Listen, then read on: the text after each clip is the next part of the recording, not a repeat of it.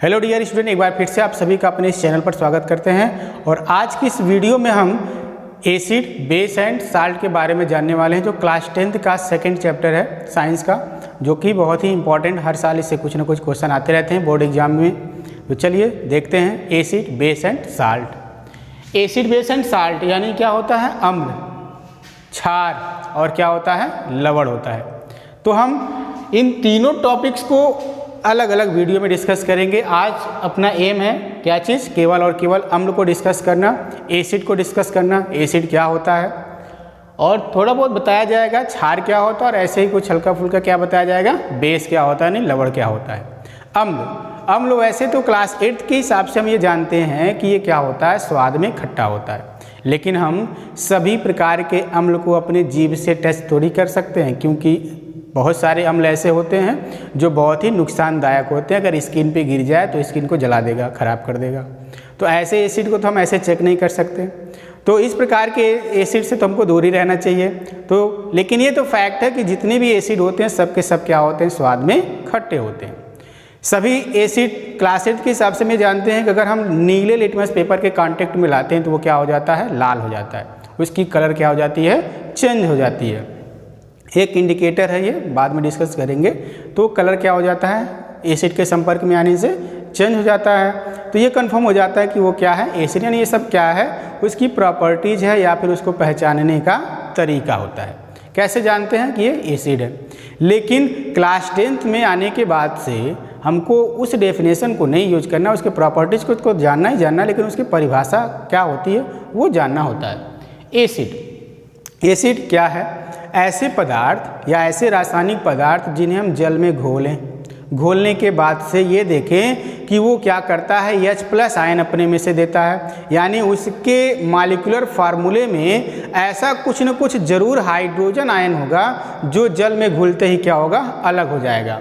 और ऐसा होते ही वो क्या हो जाता है, एक एसिड का पहचान आ जाता है सामने। यानी ये हमको जीभ से टेस्ट करने की ज़रूरत नहीं, बस एक छोटा सा एक्सपेरिमेंट करना पड़ेगा और ये देखना पड़ेगा कि उसमें H+ आयन विस्थापित होता है कि नहीं, उसमें से H+ आयन अलग होता है कि नहीं। बस किसी भी यौगिक से अगर ये क्वालिटी सामने आती है, उसमें H+ आयन अलग होता है, वो क्या होता है, अम्ल होता है। ठीक उसी प्रकार क्षार भी होता है, बेसिस यानी क्षार क्या होता है? ऐसा कोई भी रासायनिक पदार्थ जिसको जल में घोला जाए और वो क्या दे, हाइड्रोक्साइड आयन, OH- आयन दे। तो इस प्रकार के यौगिक को हम लोग क्या कहेंगे, क्षार कहेंगे। अब ये भी जान चुके हैं जैसे NaOH होता है, KOH होता है, AlOH का होल थ्राइस हो जाएगा। ऐसे कई सारे कंपाउंड्स मिलेंगे आपको जो क्या होते हैं, बेसिस होते हैं, क्षार होते हैं। लेकिन अब बात कर लें किस चीज़ का, लवण का। लवण क्या होता है? ऐसा कोई रासायनिक पदार्थ जो एसिड बेस दोनों से मिलकर बना हो। ऐसा कोई भी पदार्थ जो एसिड यानी अम्ल और बेस यानी क्षार, इन दोनों के मिल जाने से जो यौगिक बनता है उसको क्या कहा जाता है, लवण कहा जाता है। ठीक, तो ऐसे कुछ और भी एग्जाम्पल हम बता दें, जैसे कि क्या हो जाएगा आपका, लवण के केस में आप ये फिटकरी का नाम सुने होंगे, वो भी एक प्रकार का क्या है, लवण है, साल्ट है।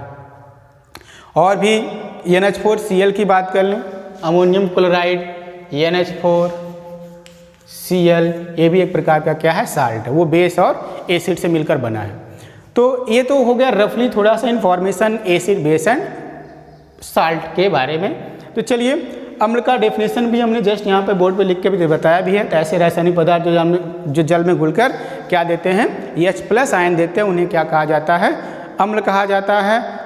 वे स्वाद में खट्टे होते हैं, वो नीले लिटमस पेपर को लाल कर देते हैं। ये तो उसकी प्रॉपर्टीज हो गई। एसिड कितने प्रकार के होते हैं अगर इसकी बात कर ली जाए तो मेनली हमको दो ही प्रकार देखने को मिलती है। एक क्या होता है, प्रबल अम्ल, जिसे हम क्या कहेंगे, स्ट्रॉन्ग एसिड।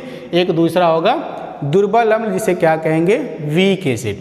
एक पावरफुल होता है और एक वीक होता है, कमजोर होता है। तो प्रबल अम्ल की अगर हम बात करें, प्रबल अम्ल क्या होता है, तो प्रबल अम्ल क्या है, वे पदार्थ जो जल में, या वे अम्ल जो जल में, पहली बात तो अम्ल होगा, वे अम्ल जो जल में घुल करके पूर्ण रूप से वियोजित हो जाते हैं, पूर्ण रूप से घुल जाते हैं, टूट जाते हैं, और टूट जाने के बाद H+ आयन देते हैं। तो ऐसे अम्ल को क्या कहते हैं, हम लोग प्रबल अम्ल कहते हैं। तो प्रबल अम्ल जैसे कि अगर एग्जाम्पल की बात कर लें, H2SO4 मिल जाएगा, HNO3 मिल जाएगा, HCl मिल जाएगा, HNO2 मिल जाएगा, ये सभी के सभी अम्ल ही हैं। और उसी के साथ साथ सभी अकार्बनिक अम्ल जितने भी होते हैं वो क्या होते हैं, प्रबल अम्लों में से एक माने जाते हैं। ये सभी अम्ल जल में घुल करके पूर्ण रूप से वियोजित हो जाते हैं और पूर्ण रूप से H+ आयन देते हैं। चलिए आगे बात कर लेते हैं दुर्बल अम्ल क्या होता है। वे अम्ल जो जल में घुल करके पूर्ण रूप से वियोजित नहीं होते हैं, घुलेंगे लेकिन अल्प मात्रा में घुलेंगे। H+ आयन जो देंगे अपने में से वो भी क्या होगा, अल्प मात्रा में देंगे। तो ऐसे अम्लों को क्या कहेंगे, हम लोग दुर्बल अम्ल कहेंगे। H+ आयन तो ये लोग देते हैं लेकिन पूर्ण रूप से नहीं देते हैं, 100% नहीं देते हैं, इसलिए इनका क्या नाम रखा गया है, दुर्बल अम्ल नाम रखा गया है या वीक एसिड नाम रखा गया है। अगर उसके एग्जाम्पल की बात कर लें तो H2CO3 जैसे कि कार्बोनिक अम्ल हो जाता है, फार्मिक अम्ल हो जाता है, एसिडिक अम्ल हो जाता है, HCN हो जाता है यानी हाइड्रोजन साइनाइड, यहाँ पे AQ के फॉर्म में यानी जलीय मात्रा लिया गया है, इसमें जल में घोल के रखा गया है, एक्वस फॉर्म में है ये। घोलने के बाद से देखिए ये भी H+ ब्रेक नहीं हो पाता, टूट के जुड़ता भी रहता है, यानी 100% ये ब्रेक नहीं होता है, अपने में से H+ आयन 100% ब्रेक नहीं करता है। ये एक्सपेरिमेंटली बातें यहाँ पे बोर्ड पे तो लिख तो दिया गया रिएक्शन, लेकिन आपको ये साबित करके दिखाया नहीं जा सकता, पर ये ऐसा रियल में होता है। H+ आयन तथा Cn- आयन ये दो प्रकार के आयन बने हुए हैं, किसके द्वारा, ये Cn के द्वारा। ठीक, तो ये क्या है, एक दुर्बल अम्ल है, दुर्बल अम्ल। अब इसी के साथ साथ एक और हमने रिएक्शन यहाँ लिख के दिखाया हुआ है, किसके लिए, सल्फ्यूरिक अम्ल का। यहाँ देखेंगे यहाँ भी AQ है, मतलब इस सल्फ्यूरिक एसिड में या सल्फ्यूरिक अम्ल में हम किसको मिला के रखे हैं, जल को मिला के रखे हैं, जिसकी वजह से ये क्या बन गया है, एक्वस फॉर्म में ये है। अब जब एक्वस फॉर्म में यानी जल को मिलाए हैं तो इसमें से क्या हुआ, H+ आयन अलग हुआ और दूसरा चीज़ इसमें क्या है, सल्फेट आयन अलग हुआ। दोनों के दोनों किस फॉर्मेट में होंगे, एक्वस फॉर्म में होंगे इसमें, यानी ये भी जलीय मात्रा है, ये भी क्या है, जलीय मात्रा है। लेकिन इसमें क्या हुआ, H+ आयन ज़्यादा से ज़्यादा मात्रा में वियोजित होकर के अलग हुआ है और इसमें क्या हुआ है, कम से कम मात्रा में H+ आयन वियोजित हुआ है। इसलिए इसको क्या कहा जाएगा, प्रबल अम्ल कहा जाएगा और इसको क्या कहा जाएगा, दुर्बल अम्ल कहा जाएगा। तो इन दोनों के साथ साथ बस हमको इतना जरूर ये याद रखना है कि जितने भी आपके कार्बनिक एसिड होते हैं, ऑर्गेनिक कंपाउंड वाले एसिड जितने भी होते हैं वो सभी के सभी क्या हैं, दुर्बल अम्ल होते हैं, और जितने इनऑर्गेनिक वाले हैं यानी अकार्बनिक अम्ल होते हैं वे सभी के सभी क्या होते हैं, प्रबल अम्ल होते हैं। ठीक, तो इन दो बातों को विशेष तरीके से याद रखिएगा। इसके बाद आता है कि इसके फिजिकल प्रॉपर्टीज और केमिकल प्रॉपर्टीज़ की बात। तो फिजिकल प्रॉपर्टीज़ तो हमने कुछ डिस्कस किया है, लेकिन इसमें इंपॉर्टेंट क्या होता है, केमिकल प्रॉपर्टीज।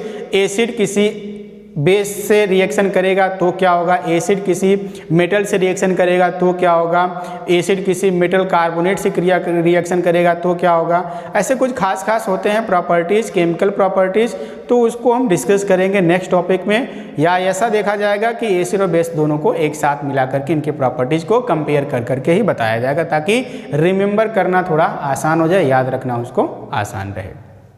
तो ठीक है, आज के इस टॉपिक को यहीं पे समाप्त करते हैं। Thank you.